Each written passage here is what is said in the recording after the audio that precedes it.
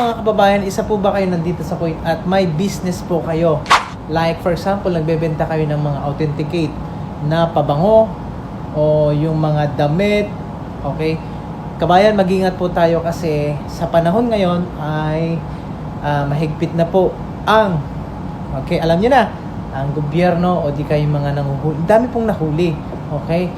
Yung mga ibang ano dyan, yung mga ibang shop ay nagsarado. So mag-iingat po tayo kabayan. Siguraduhin po natin na may lisensya po tayo. For example, nahuli ka po. Okay, under ng pangalan mo, kung sino man yung owner, syempre, siya yung magkakaroon ng fines. Sa mga kababayan din natin dyan na walang license, na nag-business dito sa Kuwait. Okay, mga kabayan, lalong-lalo na pag nasa shop po kayo or mayroon kayong sariling shop, advice ko lang po na okay, magpatulong kayo kung sino man dyan ang may bukas ang loob na Kuwaiti. For example, mag-purchase ng license kasi kailangan ng Kuwaiti siyang maglalakad. Okay, in behalf nyo po. Syempre, mayroon ding konting bayad. Syempre, alam nyo naman, dito sa Kuwait, syempre, kung walang pera, walang ganito. So, kabayan, okay, mag-ingat po tayo sa mga ganon. Syempre, violation din yun. Ayaw na ayaw ng Kuwait ng ganon. Atin alam kung anong mangyayari bukas. For example, businessman ako ngayon. Hindi ko pala alam, hindi nakapag-update yung mga tao ko. Expired pala yung license. Wala yung license na ganito. Doon ka madadali. Okay? Doon ka madadali. Mahal pa naman ang bayad dito. 1,000. Ang license po, 1,000. O, mga ganong senaryo. Okay? Magbabayad ka every license. Or kung may ano ka naman, may kakilala ka, syempre, tulong-tulong naman yan. Kung businessman ka dito sa Kuwait, ay kailangan mo din aktibo yung pag-iisip mo at aktibo ka sa lahat ng mga nangyayari sa restaurant mo, lalong-lalo na sa documentation. Ang ayaw nila dito, yung wala kang pakialam sa business mo.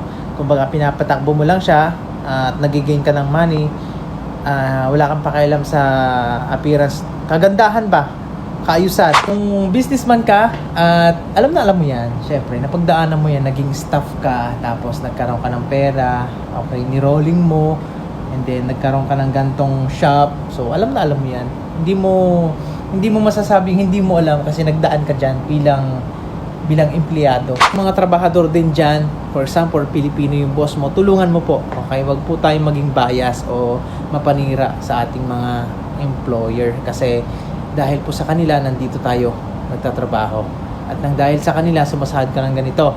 Although mahirap, shifting ang iyong schedule pero nakakatulong sa operation nyo.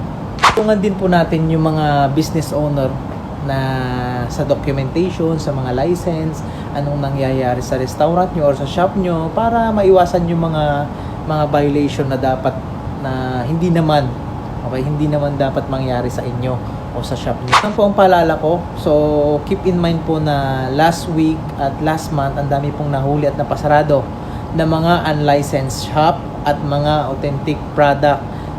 Copy po, like, alam nyo na yung mga brand na ganon. So, lalo sa mga pabango, damit, mga bag, or mga relo. So, mag-ingat po tayo kabayan. Wag po tayo maging violator. So, yun lang ang advice ko. Maraming salamat. Okay, sa mga kababayan ko nandito sa Kuwait, shoutout sa inyo. God bless and follow for more.